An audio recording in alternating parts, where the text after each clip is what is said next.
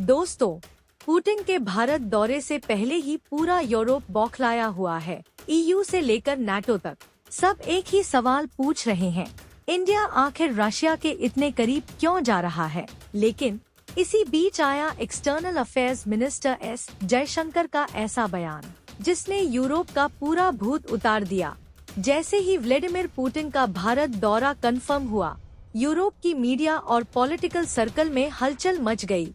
EU के कई नेताओं ने कहा, इंडिया को रशिया से दूरी बनानी चाहिए, पुतिन को इंटरनेशनल लेवल पर आइसोलेट करना चाहिए।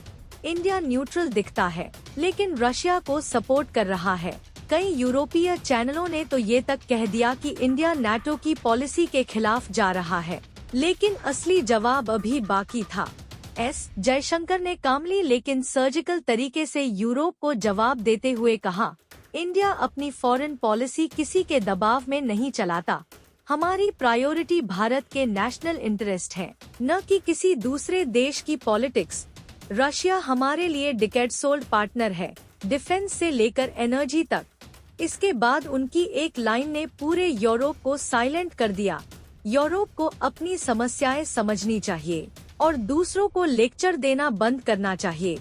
ये वही आइकॉनिक टोन है जिसने पहले भी ईयू को एक्टिवेट कर दिया था, और इस बार भी असर साफ दिखा। इंडिया और रशिया के बीच 60% से ज्यादा सैन्य प्लेटफॉर्म आज भी रशियन ओरिजिन है। ऑयल इंपोर्ट्स ने भारत की इकोनॉमी को मजबूत किया। S-400 जैसी क्रिटिकल डिफेंस डील्स एक्टिव है, तो भारत रूस को इग्नोर कर ही नहीं सकता। और यही यूरोप को सबसे ज्यादा चुभ रहा है। यूरोप चाहता है कि इंडिया रूस से दूरी बनाए, लेकिन इंडिया साफ कह चुका है, हमारी रणनीति इंडिया फर्स्ट। तो दोस्तों, पुतिन का दौरा अभी शुरू भी नहीं हुआ और यूरोप में पहले से ही हलचल है। लेकिन जयशंकर के जवाब ने क्लियर कर दिया है, इंडिया अपनी फॉरेन पॉलिसी खुद तय करता है। आपकी राय क्या है? क्या यूरोप की ये नाराजगी जायज है? कमेंट में बताइए। अगर ऐसे जियोपॉलिटिकल एक्सप्लेनर्स पसंद आते हैं, वीडियो को लाइक जरूर करें और चैनल को सब्सक्राइब कर लें।